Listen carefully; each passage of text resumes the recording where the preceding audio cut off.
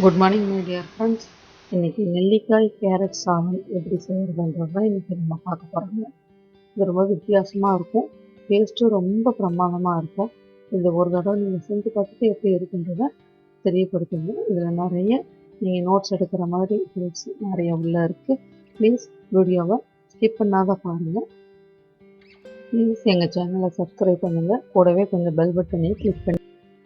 இதற்கு தேவையான பொருட்கள்: நெல்லிக்காய் நல்லா துருவி எடுத்துக்கோங்க, கேரட்டு கொஞ்சம் எடுத்துக்கோங்க. நெல்லிக்காய் எவ்வளோ எடுக்கிறீங்களோ அதில் 1/4 கேரட் இருக்கணும், கொஞ்சம் கருவேப்பிலை, இதுதான் முக்கியமான பொருள். நெல்லிக்காய் நல்லா பச்சை பசேர்னு வாங்கிட்டு நிறைய துருவி எடுத்து ஒரு டப்பாவில் ஏர்டைட் கண்டெய்னரில் நான் ஃப்ரிட்ஜில் ஸ்டோர் பண்ணி வச்சுருவேன். அப்படி ஸ்டோர் பண்ணும்போது டைரெக்டாக அப்படியே வச்சா அது வீணாயிடும், அலுவல் ஸ்மெல் வந்துடும். அதுக்கு பதிலாக லைட்டாக மஞ்சத்தூள், உப்பு போட்டு கைப்படாத ஸ்பூனில் மிக்ஸ் பண்ணி ஒரு ஏர்டைட் கண்டெய்னரில் உள்ளே வச்சுட்டிங்கன்னா எந்த சமையல் செய்யும் போதும், பொரியலாகட்டும் குழம்பாகட்டும் எதுவாக இருந்தாலும் அதில் தேங்காய் துருவல் எடுத்து போடுற மாதிரி அதுலேருந்து 1 ஸ்பூனோ 2 ஸ்பூனோ எடுத்து போட்டு சமையல் பண்ணிட்டா அதோடைய சுவையும் அதிகமாகும். இந்த புளிப்புத்தன்மை, புளி ஊற்றுறதுக்கு பதிலாக இந்த நெல்லிக்காயை நம்ம யூஸ் பண்ணிக்கலாம். அதே சமயத்தில் கெட்டும் போகாது. அந்த மாதிரி நான் ஏர்டைட் கண்டெய்னரில் வச்சுருந்த அந்த உப்பு மஞ்சத்தூள் போட்ட மிக்ஸ் பண்ணின அந்த நெல்லிக்காயில் தான் நான் இன்றைக்கி சாதம் கிளறுறாங்க. அதனால தான் உங்களுக்கு ஒயிட் கலரில் இல்லாத எல்லோ கலரில் இருக்குது. ஒரு வானொலி அடுப்பில் வச்சுக்கோங்க. நல்லெண்ணெய் 2 ஸ்பூன் நல்லெண்ணெய் ஊற்றிக்கிங்க. கடுகு கொஞ்சம் போடுங்க. பொரிஞ்சதையும் 4 வெந்தயம் தான் இதுக்கு ரொம்ப நல்லாயிருக்கும், பிரமாதமாக இருக்கும். நெல்லிக்காய் ஊறுகாய் டேஸ்ட்டுக்கு கொண்டு வந்துடும் உங்களுக்கு வெந்தயம் போட்டதையுமே. வெந்தயம் போட்டு வெந்தயம் பொரிஞ்சதையும் கருவேப்பிலை 4 போடுங்க. அது நல்லா ஃப்ரை ஆனதுக்கப்புறம் நீங்கள் துருவி வச்சுருக்கிற நெல்லிக்காயை கொட்டி ஒரு தடவை நல்லா பெரட்டுங்க. அது நல்லா பாதி பாயில் ஆனதுக்கப்புறம் நீங்கள் துருவி வச்சுருக்கிற கேரட்டை போடுங்க. கேரட்டு ஒரே ஒரு தடவை திருப்பினாலே போதும், அது உடனே வெந்துடும்.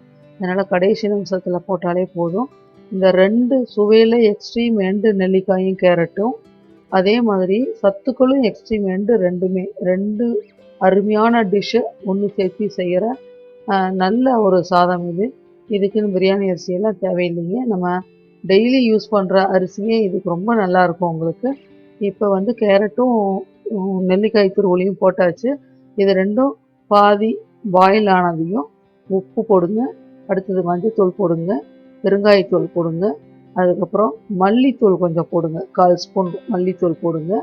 அதுக்கப்புறம் நீங்கள் சாம்பார் பொடி இல்லை தனி மிளகாத்தூள் உங்களுக்கு எது சுவைக்கு வேணுமோ அதில் ஒரு 3 ஸ்பூன் போட்டுக்கோங்க. ஏன்னா இது புளிப்புக்கு அது போட்டால் தான் உங்களுக்கு ஈக்குவலாக இருக்கும். அது ஒரு 3 ஸ்பூன் போட்டதையும் அந்த புளிப்பை அமைக்கிறோம் உங்களுக்கு இந்த காரம். இன்னும் கூட ஒரு ஸ்பூன் சேர்த்து போடுறதுனாலும் போட்டுக்கோங்க, ரொம்ப டேஸ்ட்டு நல்லா இருக்கும் உங்களுக்கு. இந்த பொடி போட்டு நீங்கள் ஒரு 2 நிமிஷம் ஒரு 1/2 ஸ்பூன் எண்ணெய் ஊற்றி பரட்டிட்டு அப்படியே சிம்மில் வச்சு மூடி வச்சுருங்க. அது நல்லா முருகல் ஆகிடும். கீழே இருக்கிறது மேலே, மேலே இருக்கிறது கீழே திருப்பி விடுங்க. திருப்பி ஒரு 2 நிமிஷம் மூடி வைங்க. ஃபுல்லாக உங்களுக்கு பாயில் ஆகிட்டு வந்துடும். உங்களுக்கு பார்த்தா நெல்லிக்காய் மாதிரியே இருக்காது, உங்களுக்கு அப்படியே மணியாக இருக்கும். அவ்வளோ நல்லா ப்ரௌனிஷாக வந்துடும் வெந்து உங்களுக்கு கேரட்டும் போட்டதுனால.